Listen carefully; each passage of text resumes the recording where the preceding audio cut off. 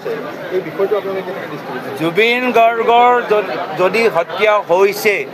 কোনগৰাকী সেই political mastermind আমি জানিবলৈ বিচাৰোঁ ৰাইজে জানিবলৈ বিচাৰোঁ যে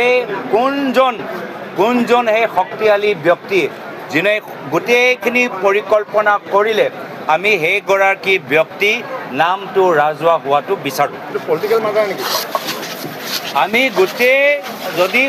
মুখ্যমন্ত্ৰীৰ কোৱাৰ দৰে জুবিনদাৰ হত্যা হৈছে কোনগৰাকী ব্যক্তিয়ে এই গোটেই মাষ্টাৰমাইণ্ড কৰিছে তেখেতৰ নাম ফাদিল হোৱাটো আমি বিচাৰোঁ হৈ আছে কেৱল আমি আজি ইয়াত নগাঁৱত কেন্দ্ৰীয়ভাৱে আমাৰ সভাপতি শ্ৰী গৌৰৱ গগৈ ইয়াত আহি অংশগ্ৰহণ কৰিছে আৰু আমি সংবিধানখন যিকোনো মূল্যৰ বিনিময়ত আমি এই সংবিধানখন ৰক্ষা কৰাৰ কাৰণে আমি সংকল্পবদ্ধ কিন্তু আজি ৰাজতন্ত্ৰৰ দিশে গতি কৰা বুলি আপোনালোকে হয় কাৰণ তেওঁলোকে সংবিধানখন পিছ দুৱাৰেদি নিশকটীয়া কৰি পেলাই তেওঁলোকে